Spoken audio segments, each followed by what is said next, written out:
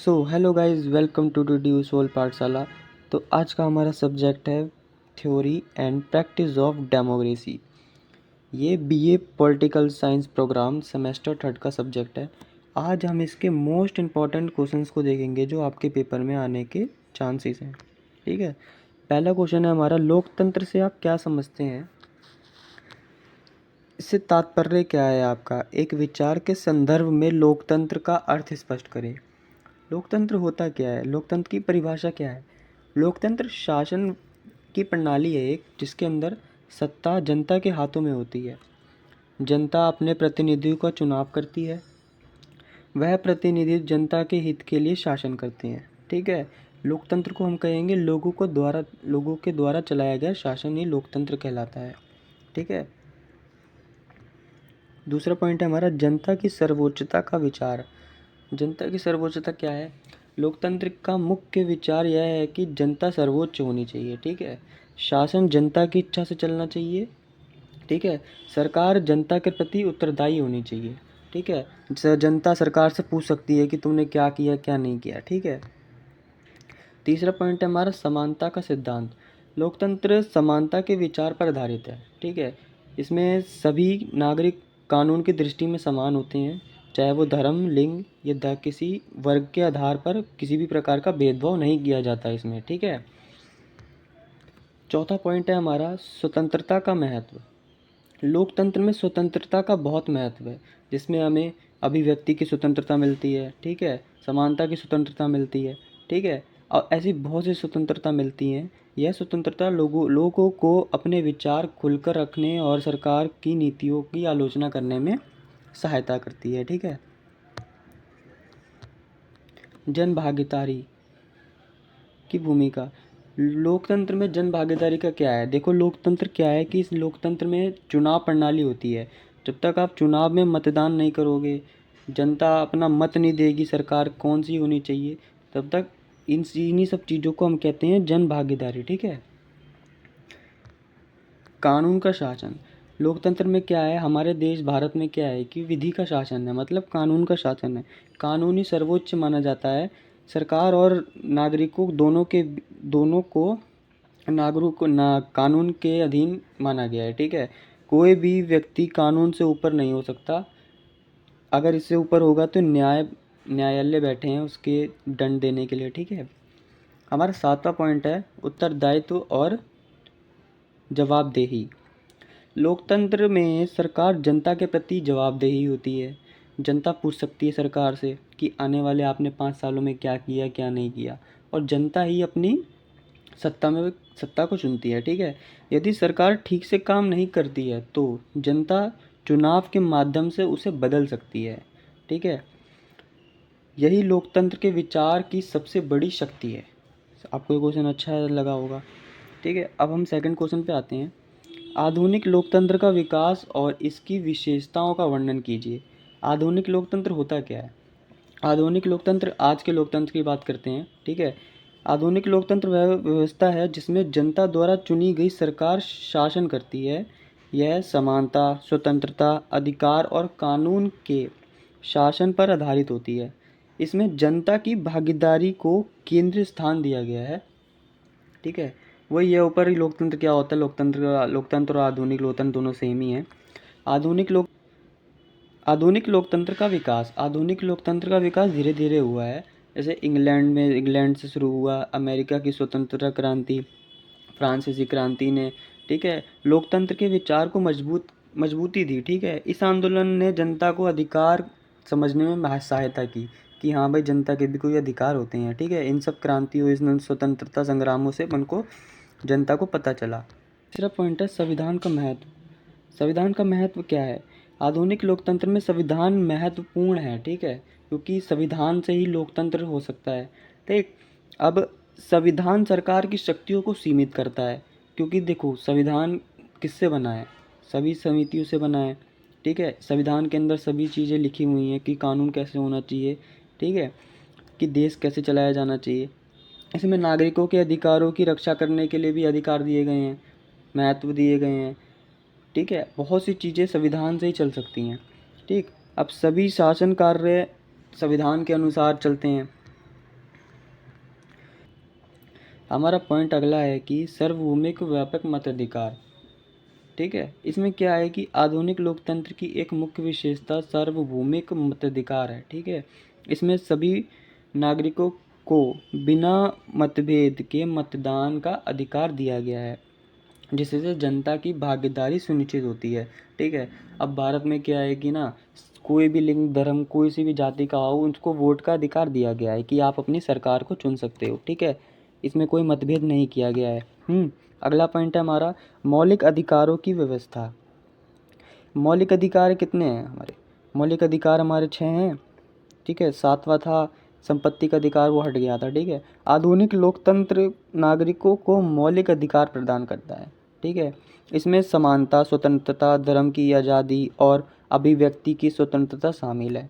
ये अधिकार व्यक्ति को सम्मान और स्वतंत्रता के स्वतंत्र जीवन को सुनिश्चित करता है। ठीक है, अगला पॉइंट है हमारा कानून का शासन, मतलब विधि का शासन। हमारे देश में विधि का शासन है कि कानून को ही सर्वोच्च माना गया है।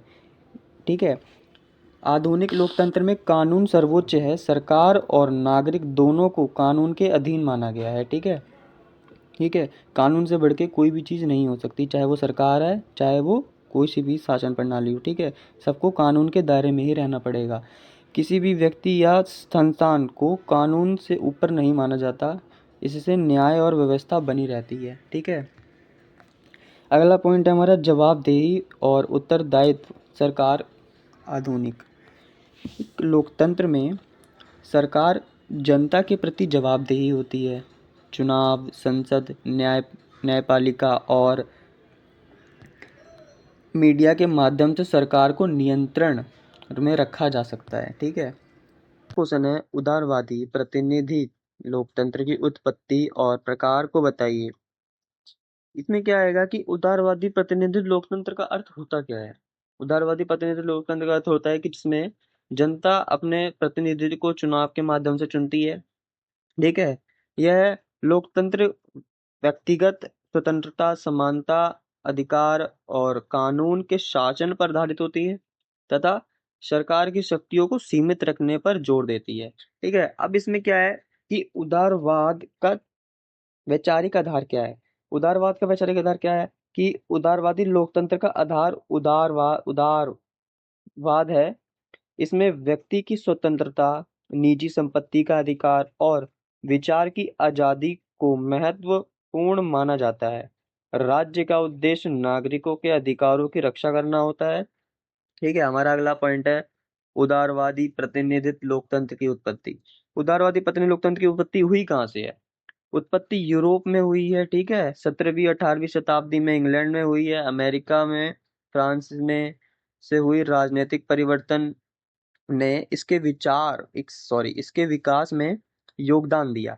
इन क्रांतियों ने जनता की भागीदारी को और अधिकारों को मान्यता दी। ठीक है, अब अगला पॉइंट है हमारा दार्शनिकों का योगदान। जॉन लॉक, जॉन स्यूअर्ट मिल जैसे विचारकों ने उदारवादी प्रतिनिधित्व लोकतंत्र के विचार को विकसित किया। इन्होंने सीमित सरकार शक्ति के विभाजन और नागरिक स्वतंत्रताओं पर बल दिया। ठीक है, अगला पॉइंट है हमारा राजनीतिक प्रतिनिधित्व की व्यवस्था। लोक उदारवादी प्रतिनिधित्व लोकतंत्र में जनता प्रत्यक्ष रूप से शासन नहीं करती, बल्कि चुने हुए प्रतिनिधित्व के माध्यम से शासन चलाया जाता है। ठीक है, संसद या विधानमंडल जनता का प्रतिनिधित्व करती है। ठीक है, और नीतियां बनाती। अगला पॉइंट है हमारा 6th। ठीक है, इसमें क्या है कि उदारवादी प्रतिनिधित्व लोकतंत्र के प्रकार क्या होते हैं। पहला है हमारा संसदीय लोकतंत्र, राष्ट्रपति लोकतंत्र। और संसदीय प्रणाली में कार्यपालिका संसद के प्रति उत्तरदायी होती है, बल्कि जबकि राष्ट्रपति प्रणाली में राष्ट्रपति जनता द्वारा चुना जाता है। अगला पॉइंट है हमारा उदारवादी प्रतिनिधित्व लोकतंत्र की विशेष पहचान। इस लोकतंत्र की पहचान स्वतंत्र चुनाव, बहुदलीय व्यवस्था, मौलिक अधिकार, कानून का शासन और स्वतंत्र न्यायपालिका से होता है। ठीक है, ये सभी तत्व मिलकर उदारवादी लोकतंत्र को स्थिर और प्रभावी बनाते हैं। अगला क्वेश्चन है हमारा चौथा, संविधानवाद क्या है, इसकी परंपराओं व विशेषताओं पर चर्चा कीजिए। ठीक है, संविधानवाद होता क्या है? संविधानवाद वह विचार है जिसके अनुसार शासन संविधान के अनुसार चलाया जाता है। ठीक है, जैसे भारत। ठीक है, भारत में शासन किसके माध्यम से चलाया जाता है? संविधान के माध्यम से। ठीक है, इसमें सरकार की शक्तियों पर नियंत्रण होता है और कानून को सर्वोच्च माना जाता है। इसका उद्देश्य नागरिकों के अधिकारों की रक्षा करना होता है। ठीक है, अगला पॉइंट है हमारा संविधानवाद की मूल भावना। संविधानवाद की मूल भावना कहाँ से देखो सर, संविधानवाद की मूल भावना सीमित सरकार की है। ठीक है, सरकार से कार्य नहीं करती मानदंडों से कार्य नहीं कर सकती। इसे संविधान द्वारा निर्धारित नियमों और प्रक्रियाओं का पालन करना अनिवार्य है। मतलब संविधान में जैसी शासन प्रणाली, मतलब शासन कैसे करना है उसको लिखा हुआ है, तो आप संविधान के माध्यम से ही शासन कर सकते हैं। ठीक है, संविधानवाद की ऐतिहासिक परंपरा। ठीक है, संविधानवाद की ऐतिहासिक परंपरा इंग्लैंड से शुरू मानी जाती है। ठीक है, मैग्रेट कट 1215 ने राजा की शक्तियों को सीमित किया। ठीक है, बाद में बिल ऑफ राइट्स और लिखित संविधान ने इस परंपरा को मजबूत किया। ठीक है, अगला पॉइंट है हमारा शक्तियों का विभाजन। ठीक है, संविधानवाद में शक्तियों का विभाजन एक महत्वपूर्ण विशेषता है। विधायक, कार्यपालिका और न्यायपालिका को अलग अलग कार्य सौंप दिए गए हैं। ठीक है, ताकि सत्ता का दुरुपयोग ना हो सके और संतुलन बनाए रखे जा सके। ठीक है, फिर वही आ गया कानून का शासन। देखो, विधि का शासन और कानून का शासन दोनों सेम ही चीज हैं। अब संविधान में कानून का शासन स्थापित होता है। ठीक है, सरकार और नागरिकों दोनों को कानून के अधीन माना जाता है। ठीक, कोई भी व्यक्ति कानून से बढ़कर नहीं हो सकता, वही सेम चीज है। मौलिक अधिकारों की सुरक्षा। संविधान में मौलिक अधिकारों की सुरक्षा का प्रावधान दिया गया है कि एक नागरिक अपने मौलिक अधिकारों की रक्षा कैसे कर सकता है, और संविधान में भी यह दिया गया है। अगर किसी भी व्यक्ति के मौलिक अधिकारों का हनन किया जाता है तो वो न्यायपालिका में जा सकता है। ठीक है, अपने अधिकारों की रक्षा के प्रति। ठीक है, अब स्वतंत्र न्यायपालिका। हमारे देश में क्या है कि स्वतंत्र न्यायपालिका है। स्वतंत्र न्यायपालिका, निष्पक्ष न्यायपालिका संविधानवाद की मुख्य विशेषता है। ठीक है, अब संविधान की रक्षा कौन करेगा? कि न्यायपालिका ही करेगी, क्योंकि उसका ही दायित्व बनता है। ठीक है, न्यायपालिका संविधान की रक्षा करती है और सरकार के असंवैधानिक कार्यों पर रोक लगाती है। इसमें लोकतंत्र को मजबूत किया जाता है। ठीक है, हमारा अगला क्वेश्चन है फिफ्थ, विधायिका एवं विधान से आप क्या समझते हैं, इसके कार्य एवं प्रकार बताइए। विधायिका का अर्थ क्या होता है? विधायिका सरकार का वह प्रमुख अंग है जिसका मुख्य कार्य कानून बनाना होता है। ठीक है, यह जनता द्वारा चुने गए प्रतिनिधियों की संस्था होती है। विधायिका लोकतंत्र लोकतांत्रिक शासन की।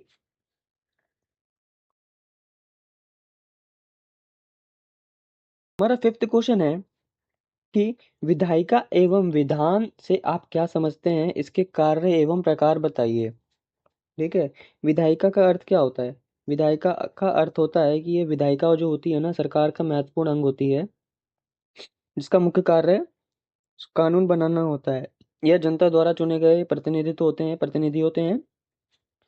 ठीक है, यह लोकतांत्रिक शासन की आधारशिला होती हैं। ठीक है, विधान का अर्थ क्या होता है? विधान का अर्थ कानून बनाने की प्रक्रिया या स्वयं बनाए गए कानून होता है। ठीक है, विधायिका द्वारा बनाए गए नियम और कानून ही विधान कहलाते हैं। ठीक है, जो समाज में व्यवस्थाएं और न्याय रख रखने के रखने में सहायक होते हैं। ठीक है। अगला पॉइंट है हमारा, विधायिका के मुख्य कार्य क्या है। विधायिका का मुख्य कार्य पहला तो यही है कि कानून बनाना, पुराने कानूनों में संशोधन करना, नए कानून बनाना, नए कानून लागू करना। इसके अतिरिक्त यह सरकार की नीतियों पर चर्चा करते हैं और जनता की समस्याओं को समझते हैं। ठीक है। कार्यपालिका पर नियंत्रण। विधायिका कार्यपालिका पर नियंत्रण रखती है।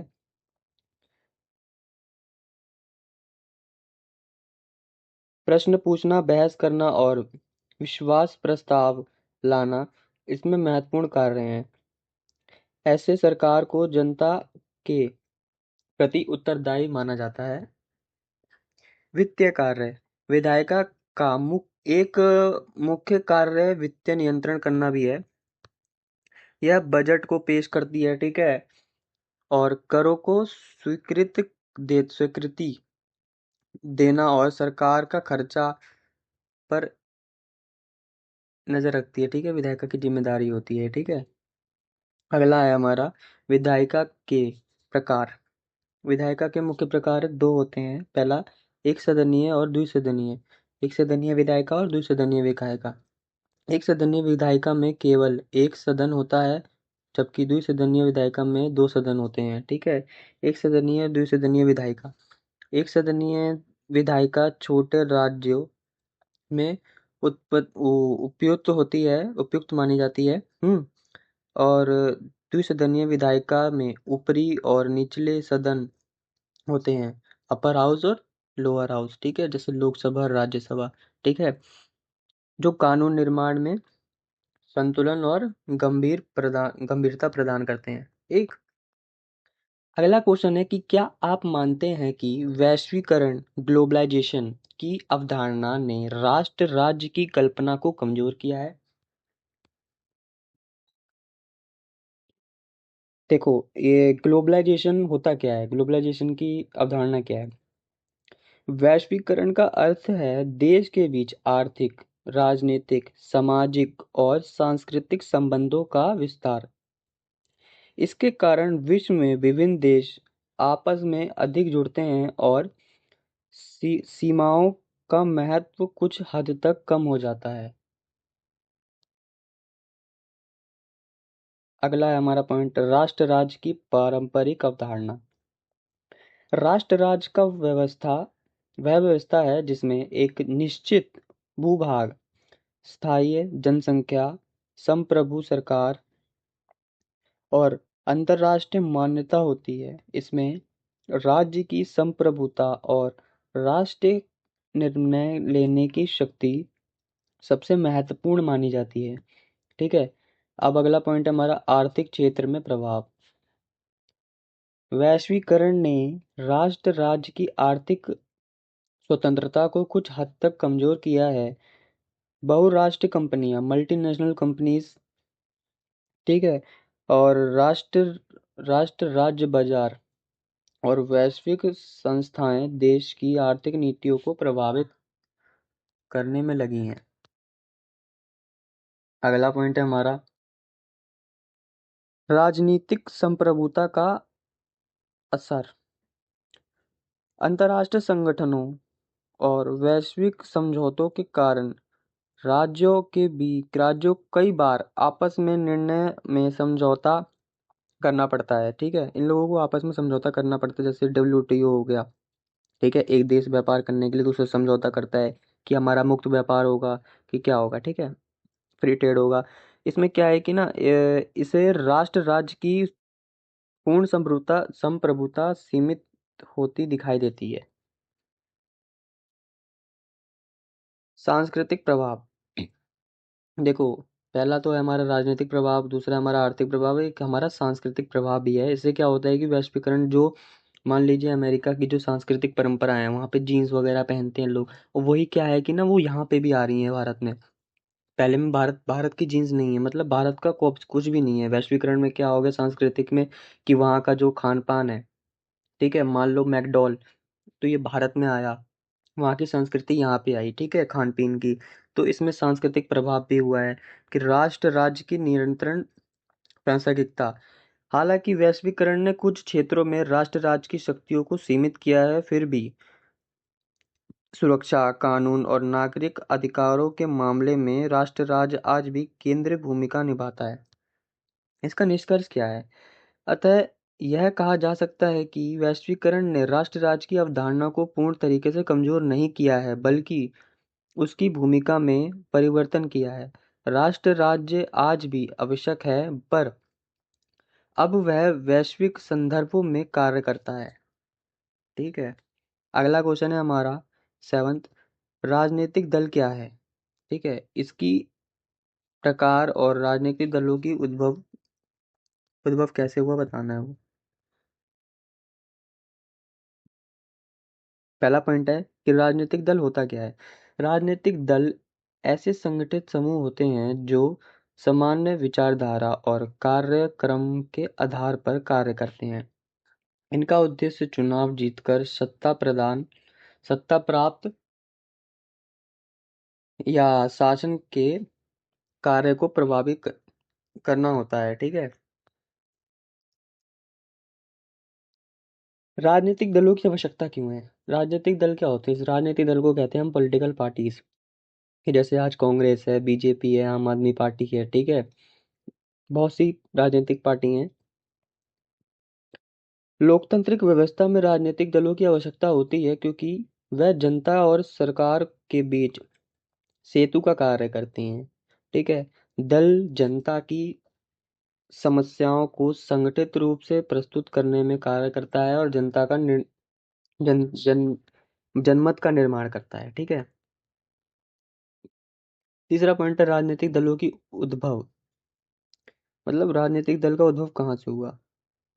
राजनीतिक दलों का उद्भव आधुनिक लोकतंत्र के विकास के साथ हुआ। जैसे जैसे मताधिकार का विस्तार हुआ, वैसे वैसे जनता की भागीदारी बढ़ी। ठीक है। ऐसे ऐसे नई नई पॉलिटिकल पार्टीज भी उभर रही हैं, डेली डेली नए नए पॉलिटिकल पार्टीज उभर रही हैं, रीजनलिस्ट। अगला पॉइंट है हमारा संसद और प्रतिनिधित्व समस्याएं। प्रतिनिधि समस्याएं। संसद और विधानसभाओं के गठन से राजनीतिक दलों का विकास हुआ। ठीक है। अब प्रतिनिधियों ने अपने विचारों और हितों के अनुसार समूह बनाया शुरू किया। ठीक है, समूह बनाना शुरू किया जो अगले आगे चल करके राजनीतिक दल बने। ठीक है।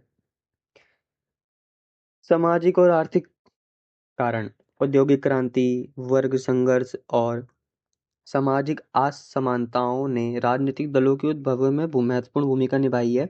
विभिन्न वर्गों ने अपने हितों की रक्षा के लिए अलग अलग दलों का गठन किया है। ठीक है। जैसे महिला सशक्तिकरण, ठीक है, महिलाओं की रक्षा करने के लिए। विचारधाराओं की भूमिका, उदारवाद समाजवाद और समाजवाद और राष्ट्रवाद जैसी विचारधाराओं ने राजनीतिक दलों को जन्म दिया। सामान्य विचारकों वाले लोग एक मंच पर एकत्रित होकर के संगठित राजनीतिक दलों के रूप में समान आते हैं। ठीक है। इसमें क्या है कि विभिन्न प्रकार की जो विचारधाराएं थी, ठीक है, उनके माध्यम से भी राजनीतिक दल बने। अगला इसका निष्कर्ष क्या निकलता है? इसका इस प्रकार राजनीतिक दल आधुनिक लोकतंत्र की देन है। ठीक है। जैसे जैसे आधुनिकरण होता जा रहा है वैसे वैसे पॉलिटिकल पार्टीज भी बढ़ती जा रही हैं। ठीक है। पॉलिटिकल पार्टीज में भी क्या है, कंपटीशन हो गया है।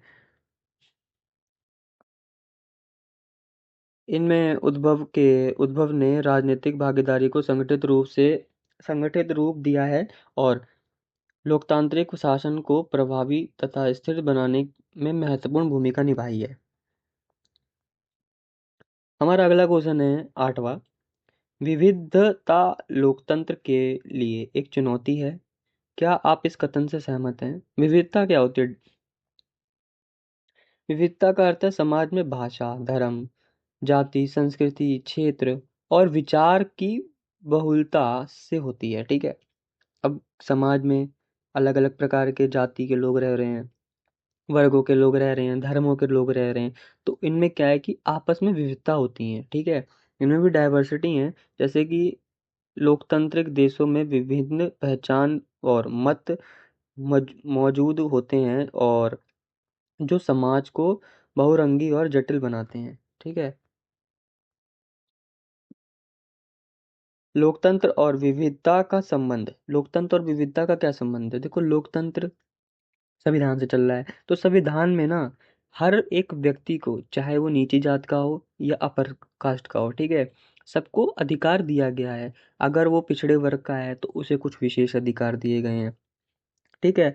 अब लोकतंत्र सभी को समान अधिकार प्रदान करता है और प्रतिनिधित्व देने का सिद्धांत है। ठीक है। विविधता लोकतंत्र को समृद्ध बनाती है, क्योंकि इसमें अलग अलग वर्गों और विचारकों का समावेश होता है। क्योंकि भाई देखो, अलग अलग विचार होंगे। जैसे संविधान सभा का गठन हुआ था तो अलग अलग विचार आए थे, तब जा करके संविधान बना था। विविधता एक चुनौती के रूप में, हाँ भाई, विविधता एक चुनौती तो है। विविधता कई बार टकराव करवा देती है। ठीक है। असहमति और विभाजन को जन्म दे देती है। ठीक है। जातीय, धर्म और भाषाई मतभेद राजनीति में तनाव पैदा कर देता है, जिससे लोकतांत्रिक निर्णय की प्रक्रिया जो होती है ना, लोकतंत्र में जो निर्णय लेने की प्रक्रिया वो कठिन हो जाती है। पहचान की राजनीति की समस्या, लोकतंत्र में पहचान की राजनीति बढ़ाने से राष्ट्रहित पीछे छूट सकता है। राजनीतिक दल वोट के लिए समाज में बांटे बढ़ जाता है। ठीक है। जैसे मान ले कोई अपर कास्ट का बंदा है, वो या कोई यादव है, कोई यादवों के नाम पे वोट ले रहा है। ठीक है। कोई नीची जात का है तो वो नीची जात के लिए नाम पे वोट ले रहा है। तो ऐसी चीजें होती हैं इसमें। ठीक है। शासन और नीति निर्माण में कठिनाई, विधि समाज में विविध समाज में सभी वर्गों को संतुष्ट करने करने वाली नीतियां बनानी ठीक होती हैं। ठीक है। अलग अलग समूहों की मांगे सरकार के लिए चुनौती बन सकती हैं। अगला पॉइंट है हमारा, विविधता लोकतंत्र की शक्ति भी है। ठीक है। आलोचनात्मक रूप से देखना जाए तो विविधता केवल चुनौती नहीं बल्कि लोकतंत्र की शक्ति भी है। ठीक है। इसमें समावेश और संवाद को बढ़ावा मिलता है, जो लोकतंत्र मूल्यों को मजबूत करता है। अब देखो, अलग अलग पार्टीज के, मतलब मान लो अलग अलग जात के अलग अलग लोग हैं, सबके विचार क्या होंगे? अलग अलग होंगे। ठीक है। तो क्या होगा, सबके विचारों को सुना जाएगा, फिर उसके ऊपर वोटिंग की जाएगी। ठीक है। तब वो जाकर के वो कानून पास होता है उनके खिलाफ। मैं इस कथन से अक्सर रूप से सहमत हूँ। विविधता लोकतंत्र के लिए चुनौती अक्सर है, लेकिन सही संस्थानों, संवैधानिक मूल्यों और लोकतांत्रिक संस्कृति के माध्यम से यह चुनौती लोकतंत्र की ताकत में बदल दी जा सकती है। ठीक है। समझ में आ गया होगा आपको ये क्वेश्चन।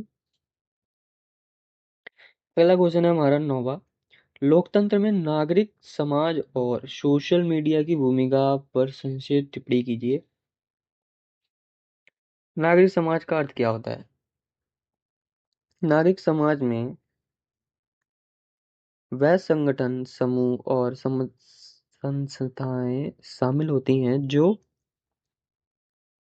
सरकार से स्वतंत्र होकर के समाज के हित के लिए कार्य करती हैं। ये नागरिकों की आवाज को संगठित रूप से सामने लाती हैं। ठीक है।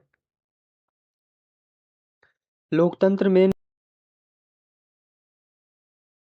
हमारा दूसरा पॉइंट है, लोकतंत्र में नागरिक समाज की भूमिका।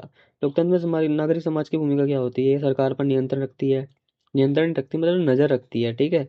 यह जनसहभागिता, सोशल अवेयरनेस फैलाती है। ठीक है। सरकार के प्रति उत्तरदायी भी होनी चाहिए कि सरकार क्या होती है।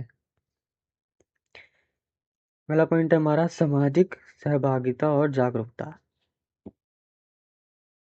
नागरिक समाज लोगों को अपने अधिकारों और कर्तव्यों के प्रति जागरूक होना चाहिए।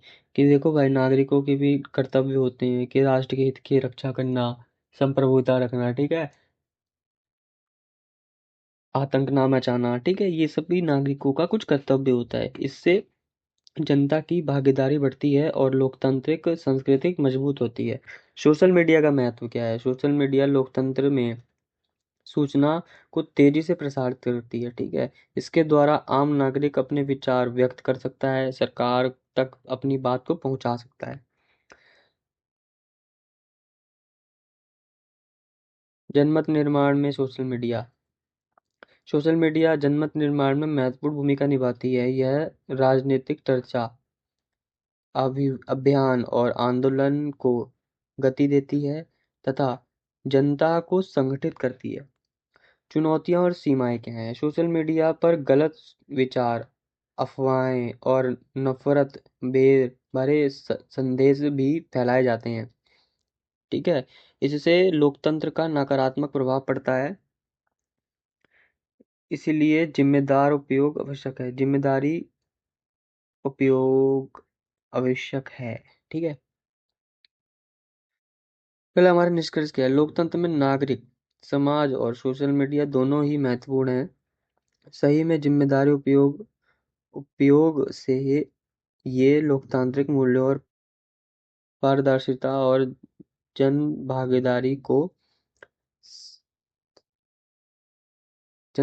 बनाते हैं, ठीक है। अगला हमारा शॉर्ट क्वेश्चन है सारे, ठीक है। तो पहला क्वेश्चन हमारा, लोकतंत्र में समकालीन नव परिवर्तन। समकालीन समाज में लोकतंत्र केवल चुनाव तक सीमित नहीं रहा है, बल्कि शासन की प्रक्रिया में निरंतर बदलाव देखने को मिला है। डिजिटल लोकतंत्र का उदय। इंटरनेट और डिजिटल तकनीक ने लोकतंत्र को नया रूप दिया है और ऑनलाइन भागीदारी बढ़ाई है, ठीक है। सोशल मीडिया और सोशल मीडिया की भूमिका। सोशल मीडिया ने जनता से सीधा बातचीत करने का मंच प्रदान किया है। इससे जनमत तेजी से बढ़ता है, ठीक है। अगला पॉइंट है हमारा, नागरिक भागीदारी में वृद्धि। आज नागरिक केवल मतदान नहीं बल्कि सक्रिय भागीदार बन रहा है। आंदोलनों और अभियानों में सहभागीदारी बढ़ रही है, ठीक है। पारदर्शिता की मांग। समकालीन लोकतंत्र में पारदर्शिता और जवाबदेही की मांग तेजी से हो रही है। लोग सरकार से खुलापन चाहते हैं। पहचान की राजनीति। जन्म से ही जो धर्म, जाति, क्षेत्र आधारित राजनीति बढ़ रही है, जो लोकतंत्र में नए प्रकार के परिवर्तन दिखाई दे रहे हैं, ठीक है। इसका निष्कर्ष क्या है? इस प्रकार समकालीन नव परिवर्तन लोकतंत्र को अधिक सहभागी तो बना रहा है, लेकिन नई चुनौतियां भी पैदा कर रहा है, ठीक है। हमारा अगला पॉइंट है, सॉरी, अगला क्वेश्चन है, सहभागिता लोकतंत्र। सहभागिता लोकतंत्र का अर्थ क्या है? सहभागिता लोकतंत्र वह व्यवस्था है जिसमें नागरिक केवल मतदान तक सीमित नहीं रहते बल्कि शासन में सक्रिय भाग लेते हैं, ठीक है। जनता की सीधी भूमिका। जनता लोकतंत्र में इस लोकतंत्र में जनता नियमों के निर्माण में निर्णय प्रक्रिया के प्रत्यक्ष या अप्रत्यक्ष रूप से शामिल होती हैं, ठीक है। संस्थाई सस- संस्थाई स्तर पर भागीदारी। संस्थानी स्तर पर भागीदारी, ग्राम सभा, कट। हमारा दूसरा पॉइंट है कि जनता की सीधी भूमिका। इस लोकतंत्र में जनता की सीधी भूमिका होती है, ठीक है। यह निर्णय प्रक्रिया में प्रत्यक्ष और अप्रत्यक्ष रूप से शामिल होते हैं, ठीक है। संस्थान स्तर पर भागीदारी, ग्राम समाज, ग्राम सभा, नागरिक निगम और जन सुनवाई जैसे मंच सहभागिता लोकतंत्र की मजबूत बनाते हैं, ठीक है। अगला क्या है हमारा, नागरिक चेतना का विकास। सहभागिता से नागरिकों में जागरूकता बढ़ती है और वह अपने अधिकारों के प्रति जा सजग रहते हैं। ठीक है। सरकार पर निर्णय नियंत्रण। जन भागीदारी से सरकार पर निगरानी बनी रहती है और मनमानी पर रोक लगाया जा सकता है। चुनौतियां क्या हैं इसकी? चुनौतियां क्या हैं? सभी नागरिकों की समस्या जिस भागीदारी समान सब भागीदारी सुनिश्चित करना कठिन हो सकता है। ठीक है, जिसमें असमानता की समस्या आती है। ठीक। अगला है हमारा निष्कर्ष। सहभागिता लोकतांत्रिक मूल्यों को मजबूत करता है, बशर्ते इसे ठीक सही ढांचे से लागू किया जाए। ठीक है।